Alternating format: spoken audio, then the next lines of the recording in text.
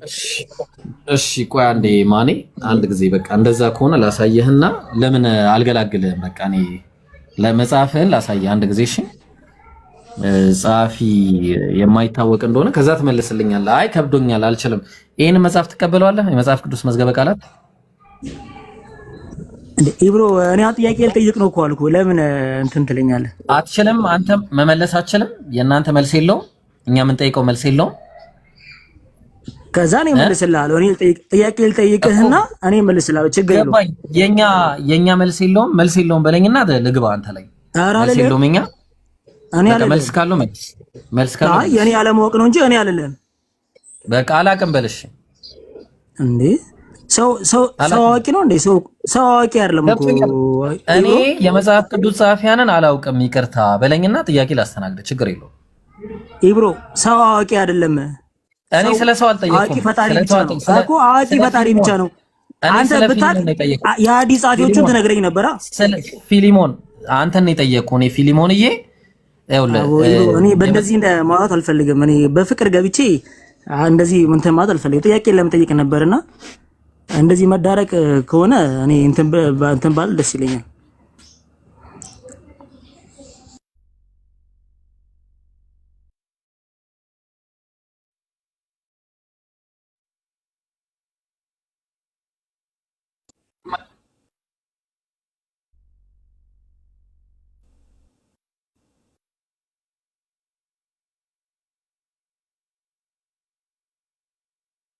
ኡስታዝ ጀማል ምን አልከኝ?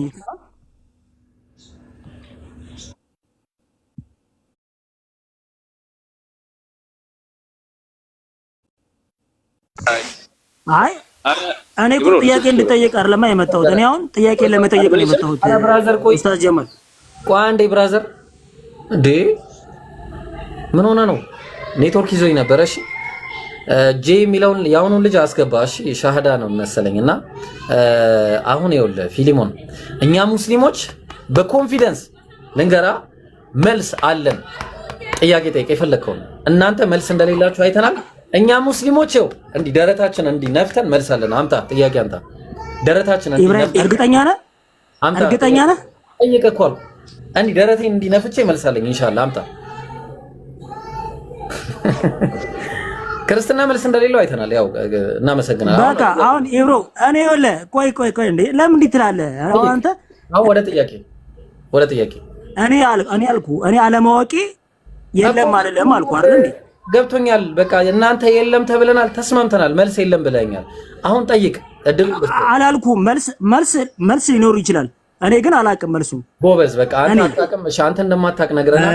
በቃ ጥያቄ መጠየቅ በቃ እሺ፣ ችግር የለውም። አሁን እሺ ሐዲስን ማን ነው የጻፈው? የትኛውን ሐዲስ? ሙሉን ሐዲስ እኮ እንደ እንትኑ ነው የምጠይቀኝ። እንደ የትኛውን? ለምሳሌ እኔ አሁን ለምሳሌ እሺ ሰሂህ ቡኻሪ። እሺ አሁን ቆይ ሰሂህ ቡኻሪ፣ ሰሂህ ሙስሊም፣ ሌሎች ሐዲሳቶች እነሱ ነው የጻፉት ሐዲስን? አዎ እነ ቡኻሪ ናቸው። አዎ ምን ነው? አሃ በነብዩ መሐመድ ጊዜ ነበሩ? አዎ ይጻፍ ነበረ። ማስረጃሽ ደስ የሚል ማስረጃ ይብሮ ኢብራሂም ዝም በል በቃ አንተ ዝም በል። አልቡኻሪ በነብዩ መሐመድ ጊዜ እኮ ላሳየህ እኮ ነው። አልቡኻሪ በነብዩ መሐመድ ጊዜ መኖሩን መጀመሪያ ተመጣጣኝ በነብዩ ጊዜ ምን ይሰራል ብራዘር? ቼን ኦፍ ናሬሽን የሚባል ነገር ኖ ቆይ ሚውት አድርግ። አልቡኻሪ በነብዩ መሐመድ ጊዜ ሚውት አድርግ እስቲ። ጥያቄ የጠየቀው አልቡኻሪ በነብዩ ዘመን ምን ይሰራል? እኛ ሐዲስ የተጻፈው በነብዩ ዘመን ነው ብለን ነው። ቆይ ኢብሮ ቆይ እንትን አትበል እሺ። ቡኻሪ በነብዩ ሰለላሁ ዐለይሂ ወሰለም ጊዜ ምን ይሰራል? በመጀመሪያ ደረጃ ማለት ነው። እኛ ቆይ ካነሳ ከዚህ በኋላ ትወርዳለህ። እንደዚህ አይነት አካሄድ አቁም እሺ ብራዘር፣ እንደዚህ አይነት አካሄድ አቁም። አንድ ጊዜ መረጃውን ላውጣና ላሳያቸውና ከዛ በኋላ ጥያቄ ጠይቃል፣ መልስ ይመለስልሃል። አንተ መልስ የለም ወጣህ። ይሻላል ይሻላል። እሺ እኛ እናሳይ አንድ ጊዜ። ለማንኛውም ማለት ነው እኛ አለን አልሐምዱሊላህ ረቢል ዓለሚን። ሐዲስም ቁርአንም እንዴት ይጻፍ እንደነበረ ማስረጃ አለን። እናደርግላለን ቁጭ እሺ።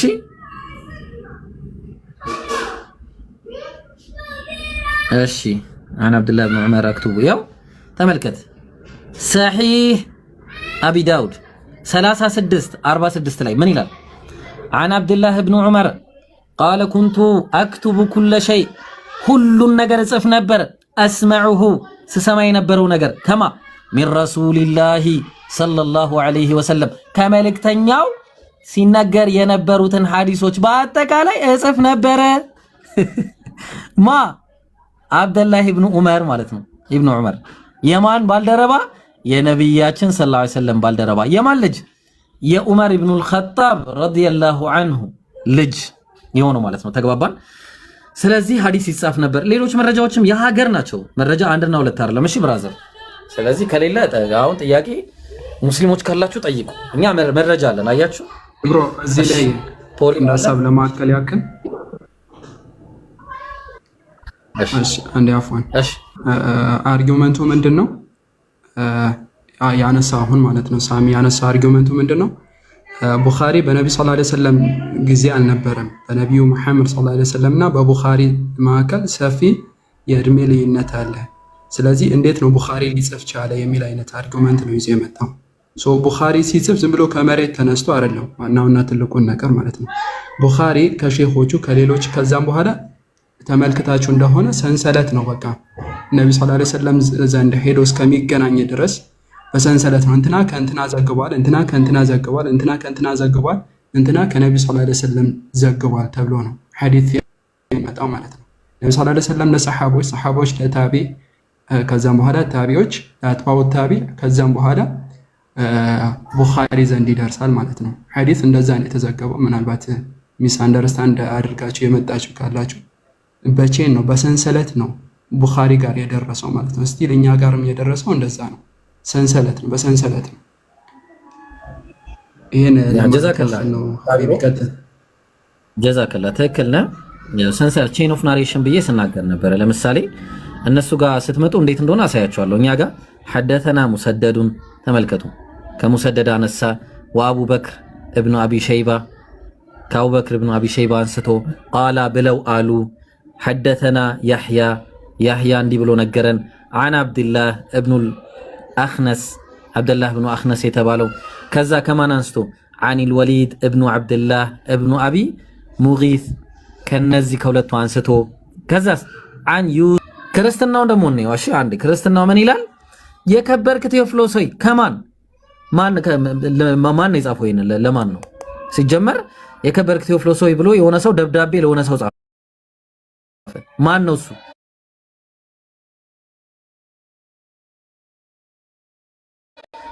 እኔ ምን አገባኝ? ሁለት ሰው የተጻፈውን ደብዳቤ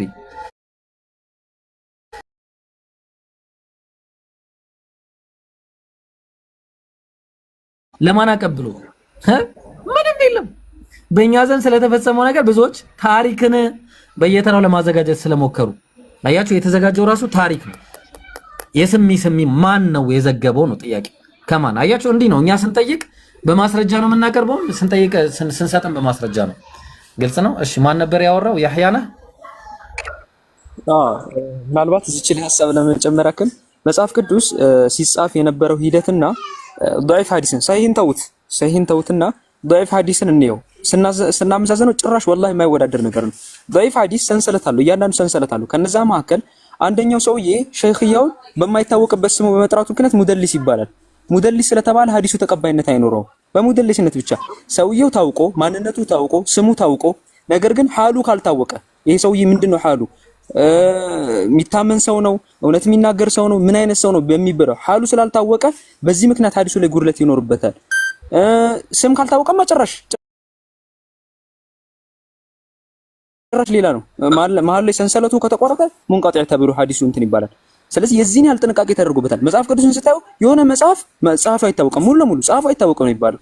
ጸሐፊው ሙሉ ለሙሉ ضعيف ሐዲስ ሙሉ ነገሩ ታውቆ፣ ነገር ግን የሆነች ጉዳይ የሆነች ትንሽ የስተት ስላለችበት ብቻ ተቀባይነት የለውም ይባላል እና ከضعيف ሐዲስ ጋር ራሱ አይወዳደርም ለማለት ነው። ያ ጀዛከላህ እንኳን አይደለም ከቁርአንና ከሌላ ነገር ጋር ሊወዳደር ይቅርና ማለት ነው። እሺ ፖሊዮ ኦኬ። እሺ ሌላ ጥያቄ ያለው ሰው ካለ ጥያቄ ያላችሁ ጥያቄ ያለው ሰው መግባት ይችላል። እሺ ጥያቄ ያለው ሰው መግባት ይችላል። ጥያቄ ያለው ሰው አለ? መግባት የሚፈልግ ሸጀማል አስገባልኝ። እሺ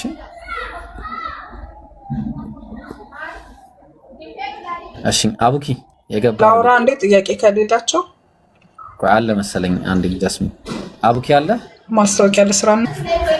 ሰላም የመጽሐፍ ቅዱስ ጸሐፊያን ይታወቃሉ? ካቲ እኔ ክርስቲያን ምናምን አይደለሁኝ። ምንድነው? እኔ ሃይማኖት የለኝም። ሃይማኖት የለህም? ለአሁኑ ላይ ከዚህ በፊትም አልነበረም?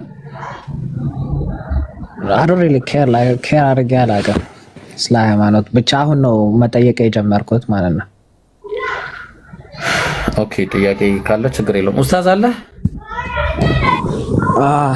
ሰላም አለይኩም ብሮ። አይ ቲንክ አልፈለጋችሁኝም አይደል? አረ ኡስታዝ ምን ፈልገህ? ከቅድም ጀምሮ ስጠራ ነበር እኮ። ኦኬ የሚመች ቦታ ላይ አልነበርኩም ራሱ ኖርማሊ ማለት ነው። አሁን ነው የመጣሁት። አስተናግደው ኡስታዝ። ካቲ ሃይማኖትም የለኝም ምናምን እያለ ነው። ኦኬ የኔ ጥያቄ ሰላም ብያለሁ ካቲ። እሺ ሰላም ነው። እንዴት ነህ? ኤቲስት ነህ ወይስ አግኖቲስት ነህ ወይስ ዴቲስት ነህ? የትኛውን ነህ? ሃይማኖት የሌላቸው እነዚህ ናቸው፣ ሶስቱ ናቸው። የትኛውን ነህ? የትኛው እንደሆንኩኝ አላውቅም። ጀስት አሁን እያጠናው ነው እያየሁ። ፈጣሪ የለም የሚሉ ሰዎች ኤቲስት ናቸው ራሱ ማለት ነው። እና ፈጣሪ የለም እንደዛ ነህ ወይስ አግኖቲስት ነህ? የሆነ ነገር እንዳለ አምናለሁ። ስለዚህ አግኖቲስት ነህ ማለት ነው አንተ። እሺ ያ there's something like ፓንቲስት ነህ ወይስ አግኖቲስት ነህ? ምን ልዩነታቸውን አላውቅም እንደሆነ። ኦኬ ያው አግኖቲስት ማለት ፈጣሪ ይኑር አይኑር አናውቅም የሚሉ ናቸው። ሊኖርም ላይኖርም ይችላል ነው።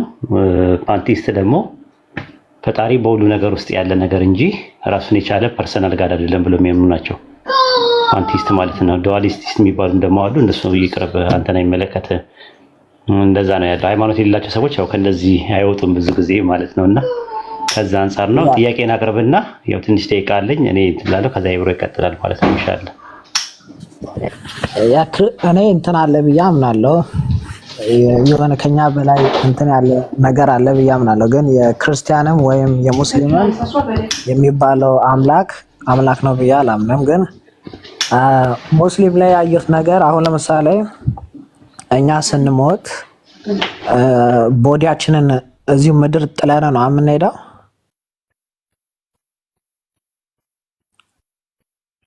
አዎ ጥለን ነው። ከአተምና ከሞለኪውል ኮምፖስት የሆነ አካላችን ዲኮምፖስት ያደርግና ከዛ በኋላ ዲኮምፖስት ያላደረገው ነገር ይሄዳል ማለት ነው። አንተ ስተኛ በህልምህ ያለ አይን ታያለህ፣ ያለ ጆሮ ትሰማለህ፣ ያለ አፍ ትናገራለህ፣ ያለ እግር ትሄዳለህ አይደለ ካትዬ? ኦኬ ሶ ቦዲያችንን እዚህ ጥለነው የምንሄደው ከሆነ ለምንድን ነው በእናንተ ገነት ውስጥ 72 ቨርጅን ያለው? ቢኮዝ ቦዲን እዚህ ጥዬ የሚሄድ ከሆነ ሄጄ ላይክ እዛ ሴክስ ማድረግ አልችልም፣ ምግብ መብላት አልችልም፣ ሁሉ ነገሬን እዚህ ጥዬ ነው። እዚህ ነገር ጥያቄ ነው። መጀመሪያ ያው ስትሮማን ፋላሲ ስላለ እሱ ላስተካክለው። እሺ 72 ሆረ ላይ ነው የሚለው ነገር ዘይፍ ሐዲስ ነው። አንደኛ ከመነሻውኑ ማለት ነው ኢብኑ ማጃ ላይ እና ተርሚዚ ላይ የተዘገበው ማለት ነው። የመጀመሪያ ዘይፍ ማለት ዊክ ነው። ዊክ ደግሞ ማለት ደግሞ አቂዳና ፊቅህ አይመሰረትበትም ማለት ነው። 72 የሚባል ነገር አስተምሮታችን ውስጥ የሉ። የስትሮማን ፋላሲ ነው ወይም ደግሞ ሚስኮንሰፕሽን ነው። እሱን አጥራው። እንደዛ ካልሆነ ሰዎች በጀነት ውስጥ መዘወጅ ካለ አካላቸው ዲኮምፖስት ካደረገ በጀነት ውስጥ እንዘወጅ አለ የምትሉት ከምን አንፃር ነው አይደል ጥያቄው? ስለዚህ የትንሣኤ ቀን የሚባል ነገር አለ። ሰዎች ከሞቱ ከበሰበሱ በኋላ አካላቸው ከእንደገና ከሩሃቸው ጋር ይቀሰቀስና በዛ በተቀሰቀሰው አካላዊ ጸጋ የሆኑትን መብላት፣ መጠጣት፣ መዘወጅ የመሳሰሉ ነገሮች በጀነት ውስጥ አሉ ማለት ነው። ጸር ነው። ሌላ ጥያቄ አለ? ወደ ሄቨን ስንሄድ የነበረን አካል ይመለስልናል። ሩሃችን በኋላ ላይ ነው። የትንሣኤ ቀን ነው። የትንሣኤ ቀን የሚባል የለም። የፍርድ ቀን የሚባል አለ አይደል? የትንሣኤ ቀን የፍርድ ቀን የሚባል ነገር አለ። ዱምዴ የሚባለው ዴይ ኦፍ ጀጅመንት አለ። በዛን ሰዓት አካላችን ይቀሰቀሳል ማለት ነው። አላህ ካለምንም ነገር አይደለ ወደዚህ ያመጣን። መጀመሪያ አንተ አሁን አላህ ቻርጅ የሆነ ስፐርም ሰኔላ ኤክሴል ነህ። ከዛ በፊት እንትኑ ስፐርሙ ሴል ነው አይደለ? ሴሉ ምንድን ነው? ከዛ በፊት ማለት ነው ሞለኪውል ነው። ከዛ አተም ነው። ከዛ ኤተር ነው። ከዛ ካለመኖር ወደ መኖር ነው የመጣው።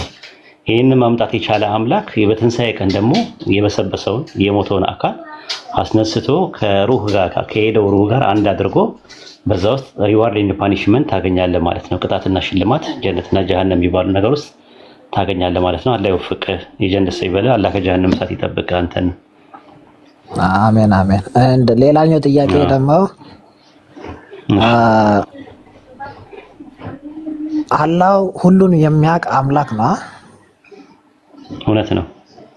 ያ ከሰው እሱ የኛን እጣ ፋንታ የሚያውቅ ከሆነ ከመፍጠሩ በፊት እንዴት ነው እኛ ፍሪ የሆነ will? ጥያቄ ምንድነው ነው? አዎ በጣም አሪፍ ጥያቄ ነው። ፍሪ ዊል የሚባለው ስፔሲፊኬሽን ነው፣ ስፔሲፊክ የተደረገ ነገር ነው። እና ደግሞ የአላህ እውቀት ደግሞ ጀነራል ነው። ጀነራል እና ስፔሲፋይ የተደረጉ ነገሮች ናቸው። ሁለቱም ምን ይባላሉ? እኛ ኮምፓቲቢሊስት እንባላለን። አንዳንድ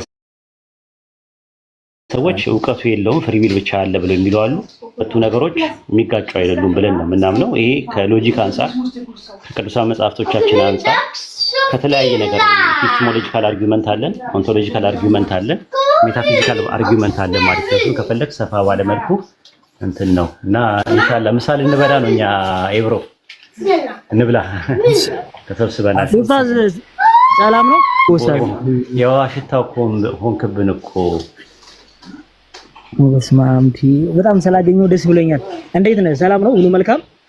ሰላም ነኝ አለው። ምሳ ልንበላ ነውና እየጠበቁኝ ነው። ኤብሮ ልውጣ ኢንሻአላህ፣ ሌላ ቀን እመጣለሁ። መልካም ቀን ይሁንላችሁ። ምሳ እንብላ ኤብሮ። ደስ ይለኛል። አስቀናለሁ። እኛ ጋር እንጀራ ነው ዛሬ። አንድ ቀን ኡስታዝ እንብላ፣ ፊልሙን እንብላ። አፈርሶን መልካም አንድ እንዴ አብሽር ምን አፈር ነሽ? አንድ ለፊልሙ ነው ያልኩት ኡስታዝ። አንድ 10 ሰኮንድ ብቻ ነው። እሺ 10 ሰከንድ ነው ያልከኝ። 10 ሰኮንድ አይደለም። እሺ ኤብሮ ለውጣ እሺ ሙሃይሚን የሚለው ማለትም አረበኛው እንትን ማለት ነው። ቁርአን ላይ እንትን ቢይና ተጠባባቂ ነው ወይስ ምንድነው? አሁን ቁርአን ላይ ተጠባባቂ አለው። አራት ትርጉም አለው። ሙሃይሚን የሚለው አላህ ራሱ ሙሃይሚን ተብሏል። ሙሃይሚን ማለት ጠባቂ በሚል ይመጣል። ሙሃይሚን ደግሞ ሱፐርቫይዘር ማለት ጠባቂ ማለት ነው። ሙሃይሚን የሚለው ደግሞ ኮሬክተር አራሚ በሚል ይመጣል። ሙሃይሚን ደግሞ ዊትነስ በሚል ይመጣል። አረቢክ እንግሊሽ ሌክሲከን ላይ እንደዛ ነው። ወደ 4-5 ትርጉም ይሰጠዋል። ቁርአን ግን ሱረቱ ማይዳ ምዕራፍ 5 ቁጥር 45 ላይ ያለው እየተናገረ ያለው ሙሰዲቃን ነው አለ። ከአላህ ዘንድ የወረደውን ሙሰዲቃን ሆኖ እንደገና ደግሞ በላዩ ላይ ደግሞ ተጠባባቂ ነው አለ። ሙሃይሚን ነው አለ። ሙሃይሚን ማለት ኮሬክተር ማለት ነው። ኮሬክት ያደርገዋል ማለት ነው። ፉርቃን ነው ቁርአን፣ እውነትን ከሐሰት የሚለይ ነው። እነሱ ያደረጉትን ነገር ማለት ነው። እንትን በላዩ ላይ ነው የሚለው አይተቆነ። በላዩ ላይ ማለት ኦቨር ሆኖ ማለት ነው። ከሱ በላይ ሆኖ እንትን ይለዋል፣ ኮሬክት ያደርገዋል ማለት ነው። ሐሳቦቹ ምን እንደነበሩ በቁርአን ላይ ሜን ፖይንቶችን እንትን የሚያርመውን ነገር ያርማል ማለት ነው። በነገራችን ላይ አማርኛው ችግር ስላለበት ነው እንጂ በይነ የሚል ነገር አለ። ሊማ በይነ የሚል ነገር አለ። በይነ ማለት መካከል ነው። የሚያረጋግጠውም የመጽሐፉ ሰዎች የያዙትን መጽሐፍ ከመካከላቸው ነው። ኮንፈርም የሚያደርገው የመጽሐፉ ሰዎች የያዙት ላይ ስለ ተውሂድ ስለ አንድ አምላክ አስተምሮት ያለውን ነገር አጠቃላይ ኮንፈርም ያደርጋል ማለት ነው። በይነ ማለት መካከል ማለት ነው። ሁሉንም አይደለም ራሱ። ለምሳሌ ዘዳግም 6:4ን ስታመጣ ስለዚህ በወልድ ስትመዝነው ያኔ ታረጋግጣለህ። ከነሱ ጋር ያለውን የሚያረጋግጥ ነው የሚለው። ስለዚህ ከእናንተ ጋር ያለውን ግን በይነ ነው ራሱ በመካከል ላይ ያለውን እንጂ እንዳጠቃላይ ለማለት አይደለም። ይበቃቸዋል። እንግዲህ ይቅርታ፣ ሌላ ቀን በደንብ አብራራለሁ። እሺ፣ በግርድፍና በሌጣው ነው የነገርኩት። ደርዝና ፈርጅ ባለው መልኩ ሌላ ቀን እመጣለሁ። ችግር የለም ኡስታዝ፣ በደንብ እፈልጋለሁ። ደግሞ በጣም እፈልጋለሁ። እሺ፣ አካውንቱ መቀመጥ ይችላል። ኤብሮ አይደል? ችግር የለውም። አረ ይቀመጥልና አካውንቱ ይቀመጥ። እኛ ምሳ እንብላ። የለውም። እሺ ማን ነበረ? ለምን ወጣ? አይ ኸይር። አንድ ጊዜ 1400 ሰዎች በጣም ገራሚ ቪዲዮ ለቅቅ ያለው ሰሞኑን በጣም ግርግር የፈጠረ ነገር በክርስቲያን አማኞች ላይ በጣም ግርግር የፈጠረ አንድ ቪዲዮ ሰርቻለሁ። እሱም የመጽሐፍ ቅዱስ ጸሐፊያን አይታወቅም በሚል ማለት ነው። እና 1400 ሰዎች ከ1400 ቢያንስ 1000 ሙስሊም ናቸው። ስለዚህ ሁላችሁም ግቡና ኮሜንት አድርጉ ቫይራል እንዲወጣ። አንዴ ባቢ ሚውታል ካቲ ያ አንድ ጨርሻለሁ። እሺ ከጨረስክ ኢንሻአላህ። እሺ ግን አንዳንዴ ሳስበው ላይክ ፐርፐዙ ምንድን ነው? ላይክ እዚህ መምጣታችንና መፈተናችን ምንድን ነው ፐርፐዙ? በጣም ደስ የሚል ጥያቄ ነው የጠየቀው እና አላህ ቁርአን ላይ ከአላህ ውጭ ይህንን መልስ ያስቀመጠ የለም እና በጣም የሚገርም ጥያቄ ነው። አሪፍ ጥያቄ ነው የጠየቀው። አላህ ምን ይላል በቁርአን ላይ ሲናገር የሰው ልጆች ሁሉ የመጡበት አንድ ምክንያት አለ። የመጀመሪያው የተፈጠርንበት ዓላማ ነው። ወማ ኸለቅቱል ጂነ ወልኢንስ ኢላ ሊያዕቡዱን። የሰው ልጅም ይሁን አጋንንትንም ይሁን የሰው ልጅን እኔን ሊገዙኝ እንጂ አልፈጠርኳቸውም ማለት the main purpose ማለት ነው። main purpose የሰው ልጅም ይሁን አጋንንት የተፈጠረበት main purpose ምንድነው? አላህን ለመገዛት ነው። ይሄ main purpose ነው። ሁለተኛ በዚህ main purpose ውስጥ ደግሞ ፈተና አለ። ተግባባን? አላህ ይገዙኛል አይገዙኝም የሚለውን ነፃ ምርጫ ያለውን ፍጡርን ፈጠረ። መጀመሪያ አላህ የፈጠረው ነፃ ምርጫ የሌለውን ፍጡር ነው። እሱም መላእክት ናቸው። መላእክት ላ ያዕሱነ አላህ ማ አመረሁም ወየፍዐሉነ ማ ዩእመሩን። አላህ ያዘዛቸውን አንድንም ነገር በቃ እንዲህ ሳይሉ ቀጥ ብለው እንዲያደርጉ ተሰርተው ነው በቃ የተፈጠሩት ማለት ነው። እንደዛ ነው አፈጣጠራቸው። አላህን አያምፁም መላእክት ማለት ነው። ግን የሰው ልጅን ደግሞ መፍጠር ፈለገ አላህ። ተግባባን? የሰው ልጅ ደግሞ የሚባለው ነፃ ምርጫ ያለው ነው። የሰው ልጅንና አጋንንትን እነዚህ ሁለቱን ሲፈጥራቸው የፈጠራቸው ለምንድን ነው? እሱን ሊገዙት ነው። ተግባባን? የሰው ልጅንም ይሁን አጋንንትን እኔ እንዲገዙኝ በቀር አልፈጠርኩም ማለት። ከዛ ግን ከፈጠረ በኋላ እንደምንገዛውና እንደማንገዛው ሊፈትነን ደግሞ ምን አረገ? ሞትና ህይወትን ፈጠረ ይላል ሱረቱል ሙልክ ምዕራፍ 67 ቁጥር 2 ላይ ምን እያለ ይናገራል? አላህ አለዚ ኸለቀል መውተ ወልሐያት ሊየብሉወኩም አዩኩም አሕሰኑ ዐመላ። ያ ሞትንና ህይወትን የፈጠረ የትኞቻችሁ መልካም ሰሪዎች እንደሆናችሁ ሊሞክራችሁ ነው፣ ሊፈትናችሁ ነው አለ። ስለዚህ ይህንን ፈተና ያለፈ ደግሞ ፐርፐዙ ምን ይሆናል? ይህን ፈተና ያለፈ ዘላለማዊ ጀነትን ያገኛል፣ የዘላለም ህይወት ያገኛል ማለት ነው። ኖ አልፈልግም ብሎ ደግሞ በነፃ ምርጫው መጥፎን የሰራ ካለ ደግሞ ዘላለማዊ እሳት አላህ ያስቀመጠለት ይጠብቋል። ለዛ ነው አላህ ፈመን ሻአ ፈልዩእሚን ወመን ሻአ ፈልየክፉር፣ የፈለገ ይመን የፈለገ ይካድ። ግን ኢና አዕተድና ሊዛሊሚነ ናራ፣ ለበዳዮች ግን ምን አዘጋጅቼላቸዋለሁ አለ? እሳትን አዘጋጅቼላቸዋለሁ አለ። ተግባባን? ስለዚህ ካትዬ ዓላማችን አላህን የመገዛት ነው። ሲጀመር የመጣ ነው በዛ ነው። ደስታም የሚገኘው በዛ ነው። ፈተናም ያለው ለዛ ነው። ለዛ ነው አላህ ፈተና ከሚባሉት ነገሮች መካከል የመልካችን መለያየት፣ የቁመታችን መለያየት፣ የንብረታችን መለያየት፣ እነዚህ ሁሉ ይሄ ሁሉ ፈተና ነው። ተግባባ? ምክንያቱም አንድ ሰው በንብረቱ ብዙ ነገርን ሊያደርግ ይችላል። ለሰዎች እምቢ ብሎ ሊቆጥብ ይችላል። እነዚህ ነገሮች የመሳሰሉትን አላህ ለፈተና መሆኑን ግልጽ ያደርጋል ማለት ነው። አይ ቲንክ ምናልባት ከተግባባም ማለት ነው። ያ ግን አሮን ነው ላይክ በጣም ሊገባኝ ያልቻለው ነገር ላይክ ለሱ ምን ይጠቅማል የኛ እዚህ መተን እና ወደኛ ወደ ላይክ እሳት ውስጥ መግባት ወይም አለመግባት ለሱ ላይክ ምን ይጠቅማል? አሮን ነው ምንም አይጠቅመውም። አላህ ምን እንዳለ ታውቃለህ? በሐዲስ ላይ ሐዲስ አልቁድስ ላይ ምን አለ መሰለ? ኢነ ኢንሰኩም አለ በቃ ይሄ የሰዎቻችሁ አጋንንታችሁም ይሄ በቃ ዓለም ላይ ያለ አጋንንትም ሰውም አንድ ላይ ተሰብስቦ አለ በሚባል በአንድ ሰው በጣም አላህን በሚያመልክ ልብ ሆኖ ሁሉም አላህን ቢያመልክ ቢገዛ ለኔ ስልጣን የሚጨምር ነገር የለም ማለት ነው። በተመሳሳይ ሁኔታ ፋጅር በተባለ በጣም ቀጣፊ በተባለ ሰው ልብ ሆኖ ሁሉም አንድ ሰው በቃ በአንድ ሰው በዛ ልብ አይነት ሰው ሆኖ በአላህ ላይ ቢያምፁ አላህ ምንም የሚጎዳው ነገር የለም። ተግባባን? አላህ የፈለገውን ይሰራል፣ ከሚሰራው ነገር ግን አይጠየቅም። ግን በዳይ አይደለም። አየህ፣ በዳይ አይደለም አላህ። ለምንድነው በዳይ ያልሆነው? ነግሮናል። ለምንድነው በዳይ? ለምሳሌ አሁን አንተን ነግሮሃል። ያው አላህ እየነገረህ ነው፣ በእኔ በኩል በኡስታዝ ወሂድ በኩል በሌሎች ወንድሞችን በኩል። ለምሳሌ አላህ የሰው ልጆችንም አጋንንትንም የፈጠርኩት እኔን እንዲገዙኝ ነው ብሎ ይሄው መልእክት አስተላለፈልን። ለምን አለ? አን ተቁሉ ማ ጃአና ሚን በሺር ወላ ነዚር፣ አስጠንቃቂና አብሳሪ መልእክተኛ አልመጣልንም እንዳትሉ ይሄው አመጣውላችሁ አለ። ፈቀድ ጃአኩም በሺር ወነዚር፣ በእርግጥ አስጠንቃቂም አብሳሪ መልእክተኛ አመጣላችሁ አለ። ስለዚህ መልእክቱ ደርሷል። መልእክት ባይደርስ ኖሮ ግን ወማ ኩና ሙዐዚቢና ሐታ ነብዐሰ ረሱላ፣ እኔ መልእክተኛን እስከምልክ ድረስ አልቀጣም አለ አላህ። መልእክተኛን እስከምልክ ድረስ በጭራሽ መቀጣ አይደለም ማለት። ስለዚህ አላህ ፍትሃዊ ነው። ፍትሁ ደግሞ እኔን ተገዙኝ በቃ እኔ እንዲፈጠረን እኮ ኦሬዲ አንድ ፈጣሪ ያለ ብለ አምናል። ያ አንዱ ፈጣሪ መልእክተኞችን ልኳል። ሲልክ የላከው አን ዕቡዱላህ ወጅተኒቡ ጣጉት፣ አንድ አምላክን በብቸኝነት ተገዙ ጣዖታትን ራቁ የሚል ነው። በቃ ይሄን ነበር የተናገረው። ስለዚህ ይሄንን ማድረግ አልችልም። ኖ እኔ ሰዎችን አመልካለሁ። ኖ አምላክ የለም። ኖ የፈለኩትን ሰው እንደፈለኩ ማድረግ ማንዋል የሚባል ነገር አልፈልግም። በቃ እኔ ምክንያቱም በኖርማል በሞራል የምትሄድ ከሆነ ሰብጀክቲቭ ይሆናል። ሞራል በቃ ለምሳሌ ጃስሚን የምታስበው፣ ሃናን የምታስበው፣ እኔ የማስበው፣ ኡስታዝ ወይድ የሚያስበው፣ ማሂር ፖዚቲቭ፣ ሁላችንም የምናስበው ሰብጀክቲቭ ነው። በቃ እንደየራሳችን ነው። ለምሳሌ ከመሃላችን አንዱ የፈለገው ለምሳሌ ምን ሊል ይችላል? ሰው መግደል ኖርማል ነው ሊል ይችላል። አላህ ግን ማንዋል ላይ ምን ብሏል? የራሱ ቁርአን ላይ ምን ብሎ አስቀምጦልናል? የሰው ልጅ ሆይ ያለ አግባብ ነፍስን እንዳታጠፋ ብሎ አስቀምጦልናል።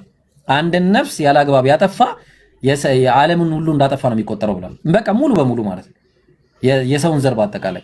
ስለዚህ ማንዋሉ አላህ የሰው ልጆች መተዳደሪያ ማንዋል አድርጎ ከቁርአንን ከሰማይ ያወረደልን መሆኑ ራሱ በዚህ ትመለከታለህ ማለት ነው። ግልጽ ነው። ስለዚህ አላህ የሚጠቀመው የሚጎዳውም ነገር የለም። ግን እሱ የፈለገውን ይፈጥራል፣ የፈለገውን ይሰራል፣ አይጠየቅም። እኛ ግን እንጠየቃለን። ግን በዳይ አይደለም። ግልጽ ነው። ያ ግልጽ ነው። ግን እንዳልከው ላይክ ሌላኛው ደግሞ ውጭ ላይክ ሁሉም ሃይማኖት ውስጥ ስትገባ ሁሉንም ሃይማኖት ስታይ ሁሉም ሃይማኖት ሜክ ሴንስ ያደርጋል። ሁሉም ላይክ ኢቭን ላይክ ቡዲዝም፣ ሂንዱይዝም፣ ክርስቲያኒቲ፣ ጁዳይዝም ሁሉም እንትን ስትለው ሁሉም ሃይማኖታቸው ሜክ ሴንስ ያደርጋል። ላይክ እስላምን ከነሱ ምንድን ነው ላይክ ለይቶ የሚያወጣው? ያ ኦፍ ኮርስ በጣም የሚገርም ጥያቄ። አሁንም የሚገርም ጥያቄ፣ በቃ ትልቅ ጥያቄ ነው የጠየቀው። ወላሂ በቃ የሚገርም ጥያቄ። ምክንያቱም እስልምና የሚለይበት አንድ ትልቅ ነገር አለ። ቡዲዝም ጋር ብትሄድ የሚያመልኩት የሆነ ነገር ላም ሲያመልክ ታየዋለህ። ለምሳሌ ላም ስር ሽንት ሲጠጣ ታየዋለህ። እንግዲህ አእምሮ እንኳን የማይቀበለው ነገር ማለት ነው። የተፈጠረ ፍጡርን አምላኬ እዛ ውስጥ ነው ብሎ አምላኬ ነው ብሎ እሱን ሲያመልክ ታያለህ። ብዙ እንደዚህ አይነት ናቸው። በቃ እንዳለ እሳት አምላኪ ብትሆን እሳት የሚባለው ነገር ራሱ ፍጡር ነው። ላም የሚያመልክ ላም ፍጡር ነው።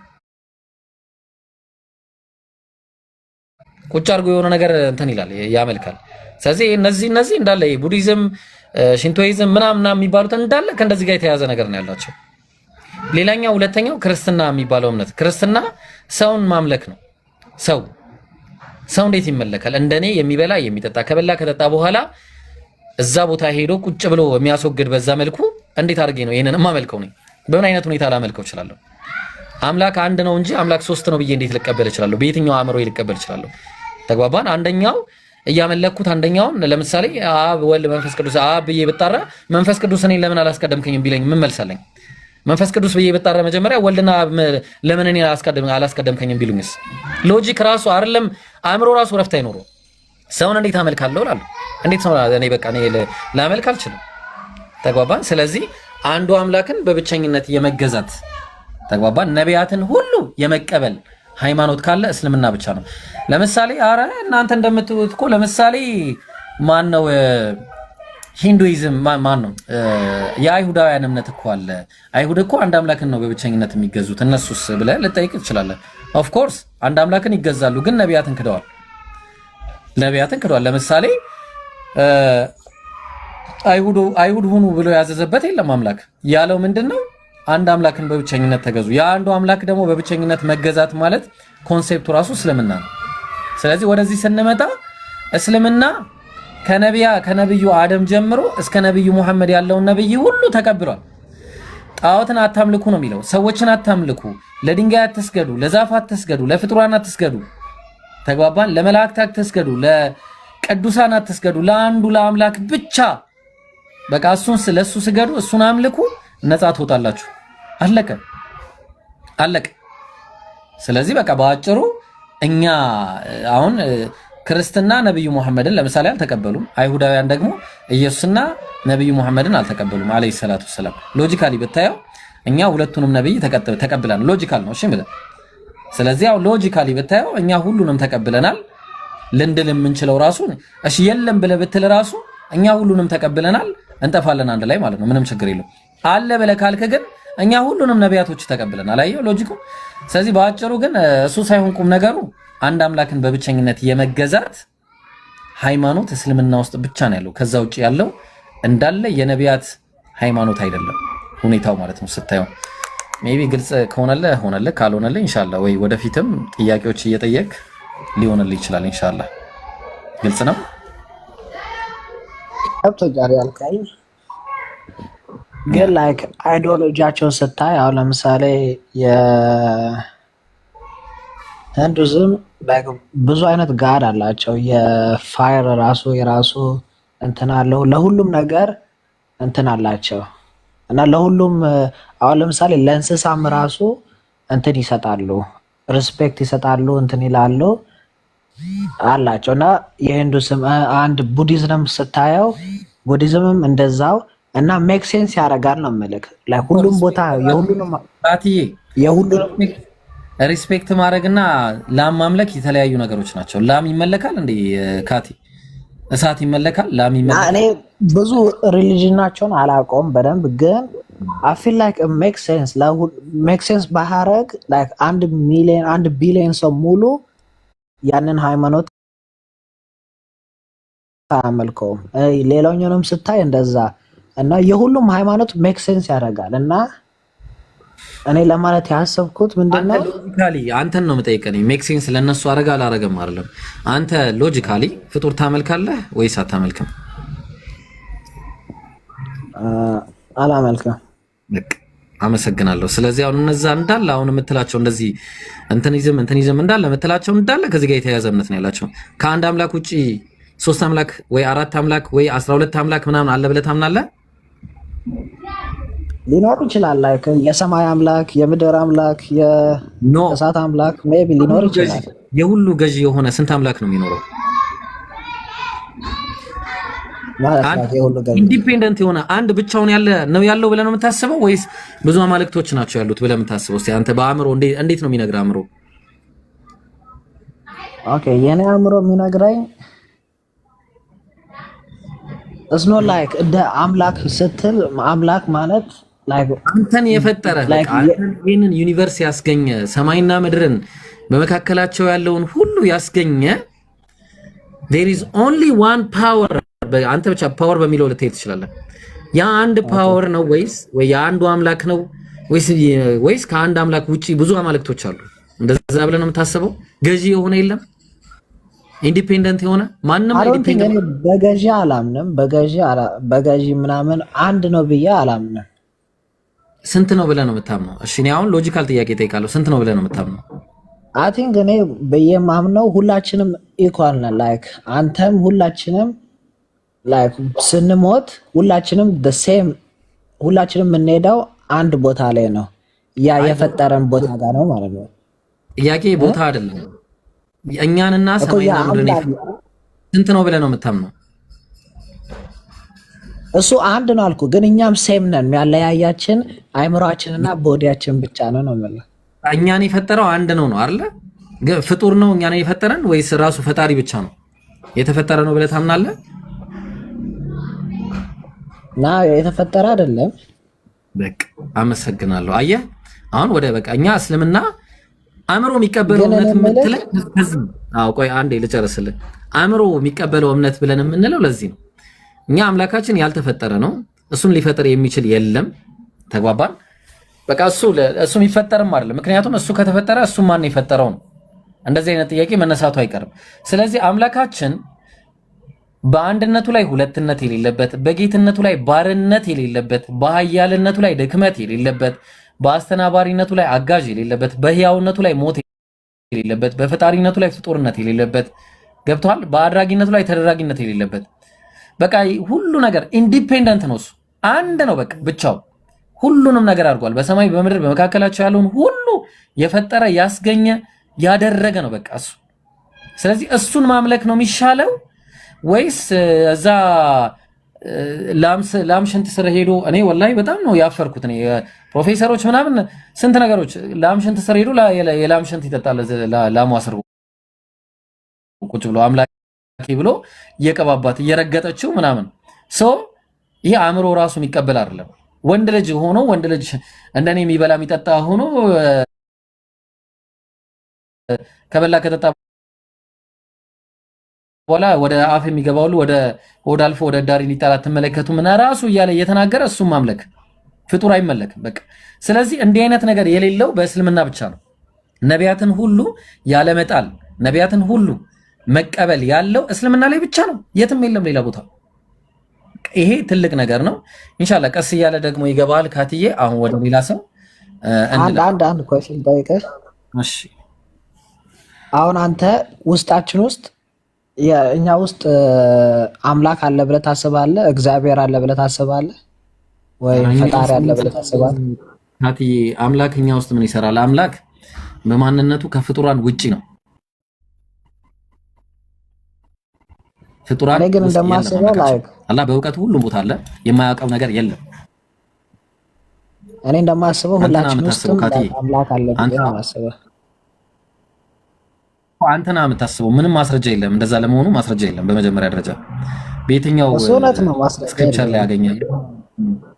ስለዚህ ሊሆን አይችልም። አምላክ እንደዛ ሊሆን የማይችለው ሽንት ቤት ከኛ ጋር አይገባም። ቆሻሻ ቦታ ላይ አምላካችን አላህ አይገባም። ተግባባን? አምላክ ከሚሉት ነገር ለሱ ከማይገባው ነገር ሁሉ የጸዳ የነጻ አምላክ ነው። አልহামዱሊላህ ረብል ዓለሚን። ለሱ እንደዚህ አይነት ባህሪያቶች የሉትም። በቃ ይሄ የእስልምና አስተምሮ ነው። ስለዚህ ኢንሻአላህ ካትዬ በደንብ ሌላ ጊዜ ወይ ሰፋ ያለ ተነታኔ እንሰጥበታለን። ለዛሬ ግን ያው ጥያቄ ሌሎችም እየጠየቁ ስለሆነ በአንድ ሰው ላይ ጊዜ እንዳንፈጅ አሰላስለው። እሺ በደንብ አድርገህ እሺ።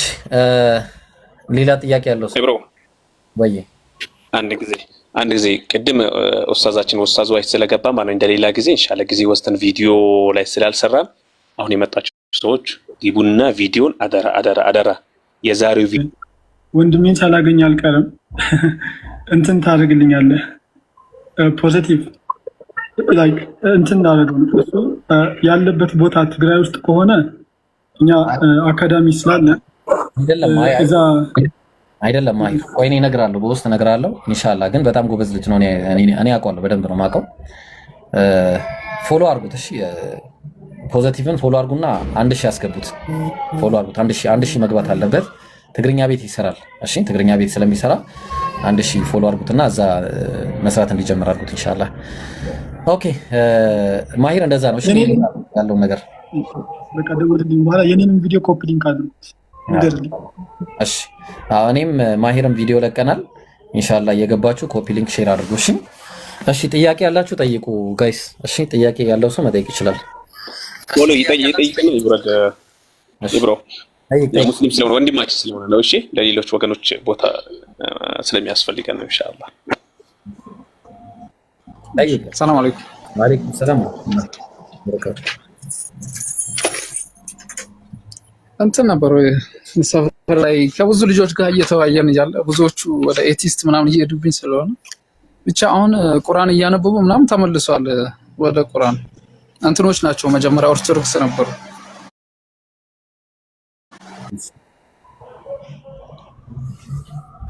ከዛ አሁን ግን ቁርአን ካነበቡ በኋላ አንዳንድ ሂስቶሪካል የሆኑ ነገሮችን እየጠየቁኝ ነውና ኦኬ እና እነሱን እንትን መረጃዎችን ከአይሁድ መጽሐፍ ካገኘው ብዬ ነው። ምናልባት ምን አይነት ለምሳሌ ኡዘይር ሞቶ መነሳቱን የኡዘይር ሞቶ 100 ዓመት ሞቶ እንደተነሳ የሚያሳይ መረጃ አለ እንዴ ከአይሁድ? ምናልባት ፖሊዮ እሱን እነግራለሁ፣ ግን እሱን አሳያለሁ ከፍቼ ኡዘይርን።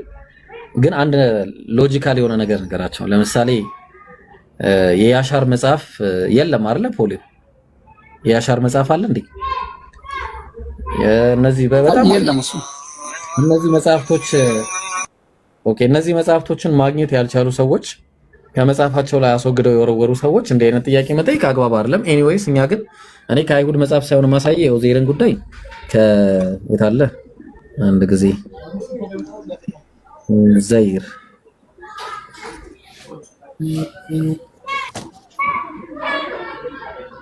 እሺ በመጀመሪያ ደረጃ የኡዘይርን ጉዳይ አላህ ቁርአን ላይ ምን ብሎ የተናገረ ነው? መጀመሪያ ሱረቱ ተውባ ምዕራፍ 9 ቁጥር 30 ላይ ወቃለት اليهود ዑዘይር ኢብኑላህ አለ። ዑዘይር ኢብኑላህ ብለው የአላህ ልጅ ነው ብለው ተናገሯል። ይሄ ነገር ክስተት አለው። ዝም ብሎ የተከሰተ ነገር አይደለም። ተፍሲር አልበጋዊ ላይ ስትመለከተው ነብያችን ጋር ይኖሩ የነበሩ አይሁዳውያን እንደነበሩ ታውቃለህ መቼስ። ከዛ አታ ረሱሉላህ ሰለላሁ ዐለይሂ ወሰለም ጀማዓተን ሚነል የሁድ ከይሁድ የሆኑ ጀማዓዎች ወደ ነብዩ መጣ። ከዛ ሰላም ኢብኑ መሽከም የተባሉና ስማቸውን ጠቀሰና እዚህ ጋር ከዛ በኋላ ወደ ቁም ነገሩ ገባ። ምን አለ? ፈቃሉ ብለው አሉ ወከይፈ ምን እንዴት ሊሆን ይችላል? ነተቢዑከ ወቀድ ተረክተ ትተሳለህ አንተ ምን ቂብለተና ወአንተ ላ ተዝዑሙ አነ ዑዘይር ኢብኑላህ የኛን ቂብላ ተውክ መጀመሪያ አቅጣጫችንን እንደገና ደግሞ ዑዘይርን የአላህ ልጅ ነው ብለህ አትናገርም ብለው ነብዩን ወረፏቸው መተው ማለት ነው እነዛ አይሁዳውያን። ከዛ فأنزل الله عز وجل አላህም በዚህ ምክንያት ቁርአንን አወረደ። ምን የሚል وقالت اليهود عزير ابن الله ዑዘይር ኢብኑ ላህ ዑዘይር የአላህ ልጅ ነው ብለው ተናገሩ የሚልን ከይሁዲዎች የሆኑ ጀማዓዎች እንደዚህ ብለው እንደተናገሩ ነው አላህ ያስቀመጠው ቁርአኑ ላይ ማለት ነው። ግልጽ ነው። ስለዚህ የሆኑ ጀማዓዎች ናቸው ከጀማዓዎች የሆኑ በቃ ከይሁዲ ጀማዓዎች የሆኑ ናቸው የዑዘይር የአላህ ልጅ ነው ብለው ያሰቡት ወይ ደግሞ የተናገሩት ብለው ያስቀመጠው ሐዲሱ ማን ነው? ተፍሲሮቹም እንደዛ ናቸው። ሐዲስ ነው ይሄ ነገር ሰበበን ኑዙል አለው። ዝም ብሎ የወረደ አይደለም። ተግባባን። ስለዚህ ብዙዎች ናቸው ያሉት። ግን ከዛ ውጪ ደግሞ አንድ መጽሐፍ አለ the history of the Jewish of Arabia የሚል መጽሐፍ አለ። እዛ መጽሐፍ ላይ ገጽ ስንት ላይ ነው? አይ ቲንክ ገጽ 62 እና 61 ላይ ብታነበው ስለነሱ የሚያወራበት ሁኔታ ይታያል ማለት ነው። ዑዘይር የአላህ ልጅ ነው ብለው ያምኑ ብለው ይኖሩ የነበሩ ሂጃዝ አካባቢ ይኖሩ የነበሩ ሰዎች እንደነበረ አላሁ አክበር። ለምንስ ወረዳችሁት? ጥያቄውን ሳይጨርስ ነው ፖሊዮ አንድ ቁጥር ጻፍ። ሶቅራጥስ ጎት ይገባል። እሺ ቅርታ። በነገራችን ላይ በጣም ጎበዝ ልጅ ነውና ለዛ ነው ኢንሻአላህ ቅድሚያ የሚሰጠዋለን። ፖሊዮ ማን ነው? በውስጡም ብዙ ነገር ጽፎልኛል ኢብሮ። ፖሊዮ አንድ ቁጥር ጻፍ። ጥያቄ ከጨረስክ ሀቢቢ።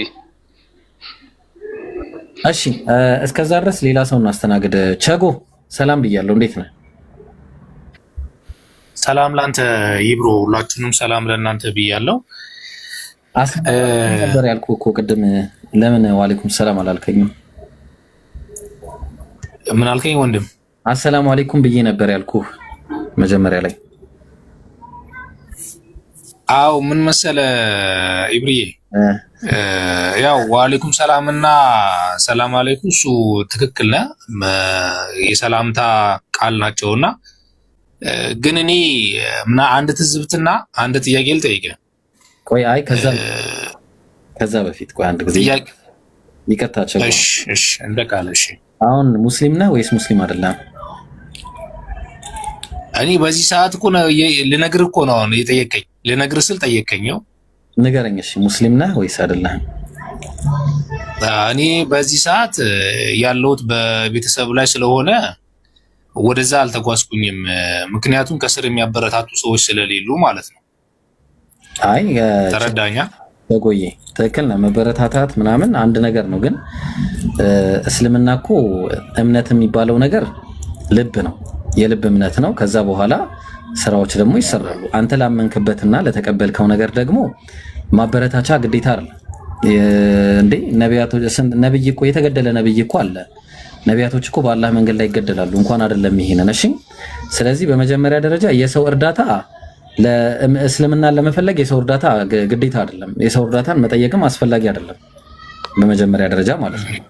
አላህን እውነት ፈልገው ከሆነ አላህን ፈልገው እዚህ ቲክቶክ ላይ ቁጭ ያሉ በጣም ብዙ ሰዎች ድህነት እያሰቃያቸው እየኖሩ ያሉ አላህን እየተገዙ ያሉ ሰዎች አሉ። ድህነት እያሰቃያቸው ማለት ነው። ከክርስትና ወደ እስልምና መጥተው እኔ ራሴ በስነ ስርዓት የማውቃቸው ሰዎች ማለት ነው። ስለዚህ አንድ ሰው አመጣጡንም የምትለየው በዛ ነው። አመጣጥ እውነት አላህን ፈልገ ከሆነ በእውነትም አላህን ፈልገ ከሆነ አላህን መቼም አትተውም። ተግባባን። አላህን ካልፈለክና ግን ሌላ ነገር ከሆነ ፍላጎትና አላማ የዛን ጊዜ ፍላጎትና አላማ ይቀድምና አላህን ትተዋለህ ማለት ነው። ስለዚህ በመጀመሪያ ደረጃ ማድረግ ያለብህ ያ የፈጠረህን ከሱ በላይ ምንንም የማታስቀድምለት ለሱ የምትሞትለት አላህ ቁርአን ላይ ያለው እንዲህ ነው። ቁልና ሰላቲ በል አንተ ሙሐመድ አንተ አማኝም ሆይ ዛሬ የሰለምክም ሁን ከነገ ወዲያ የምትሰልምም እስልምና ውስጥም ያለ ሰንጂ ሆይ ስማ ምን ይላል አላህ ቁል ኢነ ሰላቲ በል ስግደቴ ወማን ነው ኢነ ሰላቲ ወኑሱኪ መስዋዕቴም ወመሕያየ ህይወቴም ወመማቲ ሞቴም ለማን ነው? ለሰዎች አይደለም፣ ለእናትና ለአባት አይደለም፣ ለኡስታዝ ወሂድ አይደለም፣ ለኢብራሂም አይደለም፣ ለጃስሚን ለሃናን ለምናምን ለነማሂር ለምናምን አይደለም፣ ለ1200 ሰው አይደለም፣ ለኢትዮጵያ ህዝብ አይደለም፣ ለዓለም ህዝብም አይደለም። ለማን ነው? ሊላሂ ረቢል ዓለሚን ለዓለማቱ ጌታ ለአንዱ ለሱ ነው። በቃ አለቀ። እሱን ብለህ ከሆነ የመጣኸው እስልምናን ልተው አይገባም። አይ እሱን አይደለም ብዬ የመጣሁት ብለህ ከሆነ ግልጽ የሆነ ማስረጃ ማስቀመጥ ነው። እኔ ምክንያቱም አይ ኖ ዩ እንተዋወቃለን። እኔ እናንተ ከዚህ በፊት እስልምናን ተቀብለሃል። እስልምናን ደግሞ በየትኛውም አይነት ሁኔታ ልተው አይገባም። እኔ ለአንተ ምክር ነው እየሰጠው ያለሁት። ገብቷል? ምክር ነው ይሄ፣ ወንድማዊ ምክር ነው። እውነት እስልምና ውስጥ መሆን ከፈለክ ጥቅም መጠየቅ ራሱ አያስፈልገውም ነው የምልህ። ከዛ በኋላ አላህ ራሱ ይረዝቃል አስፈላጊ ከሆነ ማለት ነው። ግልጽ ነው። ስለዚህ ቸጎዬ እስልምናን እውነት ልብህ ወዶት ነው የተቀበልከው ወይስ አይደለም? ይሄንን ነገር መጀመሪያ ኢብሮ አሁን ያኔም እኮ ሰዎች ገፋፍተውኝ አይደለም አይደል? ቀጥታ መጥቼ እንትን ስል ጊዜ የራሴ ቤዝመንት ኢንተረስት ኖሮኝ ነው። ነገር ግን ቁርአን ላይ እንዳጋጣሚ አንዳንድ ነገሮች ሳነብ አሁን አንተም እየተናገርክ ነበረ። በክርስትናውም ለእግዚአብሔር ስንል እንሞታለን ይላሉ። እግዚአብሔር ለኔ ሞቱ፣ እግዚአብሔር ወይም ፈጣሪ ወይም አላህ ከዚህ ከማይታየው ዓለም ወደሚታይ ዓለም ያመጣን ሊያሰቃየን ነው የሚል ጽሑፍ ወይም ደግሞ መጽሐፍቶች ልክ ናቸው ወይ? አሁን በሰሞኑ እየመጣብኝ ያለ ጥያቄ ነውና ልኖር አይደለም ወይ የፈጠረኝ? ክፉ ነገርን ሊያርቅልኝ ነው እንጂ በክፋት ወይም ደግሞ ባላስፈላጊ ሰዎች በክፉ ሰዎች ራሴን እንዳጠፋ አሳልፌ እንድሰጥ ይሄ እውነት አምላክ ነው ወይ የሚል ጥያቄም ፈጥሮብኛል። በክርስትና ውስጥም ስላለ ነው ብዬ ነው። ገብቷል አይደለ? እንደዚህ አይነት ነገሮች እንዴት ይታያሉ? ለምን መጣ ታዲያ ሰው ለእንደዚህ ከሆነ ከተዘጋጀ ሰው ለምን መጣ ወደዚህ ምድር የሚለው አንድ ጥያቄ ነው ለኔ ያለኝ። በቃ እሱን ልመልስልሽ። ያው ቁርአን ላይ አላህ ያለውን ልመልስልሽ። አላህ ምን እንዳለ ቁርአን ላይ ልመልስልህ። ምክንያቱም ይሄንን ተቀብሎ ነው አንድ ሰው ወደ እስልምና ሲመጣ መምጣትም ያለበት ይሄንኑ ተቀብሎ ነው። ተመልከቱ ቁርአን ላይ ምን እንደሚል።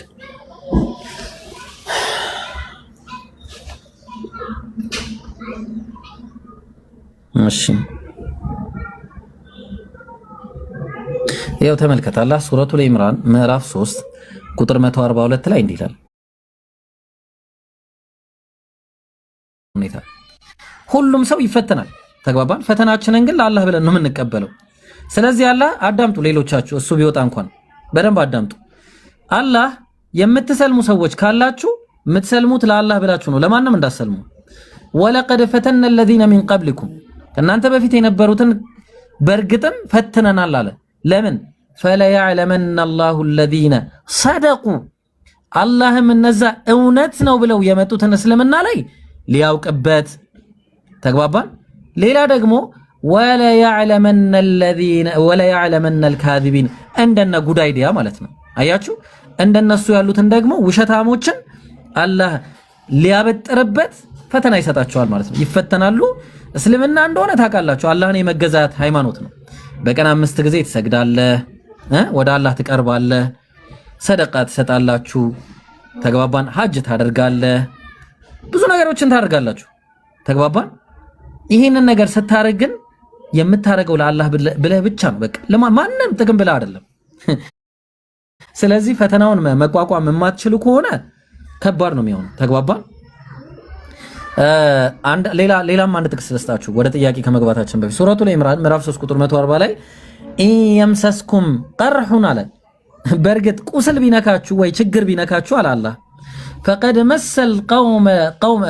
መሰል ቀውመ ቀርሕ አለ ሚስሉሁ ከናንተ በፊት የነበሩትም እኮ ተግባባን እነዛ ሲዋጉ የነበሩት ወይ ደግሞ ሌሎችም ከናንተ በፊት የነበሩትም ምን አድርገዋል ቁስሉ ነክቷቸዋል ዛሬ ግን አለ ወቲልከል አያሙ ኑዳዊሉሃ በይነናስ በሰዎች መካከል ዛሬ እንቀይራታለን አለ ለምን ወሊያዕለም አላሁ الذين آمنوا እነዛ በእርግጥም ያመኑትን ሊያይበት ወየተኺዘ ሚንኩም ሹሃዳ ከናንተ መካከል በአላህ መንገድ ላይ እሰዋለሁ ብሎ የሚሰዋውንም ለማየት ወላሁ ላ ዩሂቡ الظالمين አላህ በዳዮችን አይወድም ማለት በዳዮችን አይወድም አፈግፋጊዎችን ወደኋላ የሚሸሹ ሰዎችን አይወድም አላህ ምን አለ ሱረቱ ሙሐመድ ምዕራፍ 47 ቁጥር 31 ላይ ወለነብልወነኩም እንፈትናችኋለን አለ ወደ እስልምና የምትመጡትንም እስልምና ላይ ያለነውንም ሐታ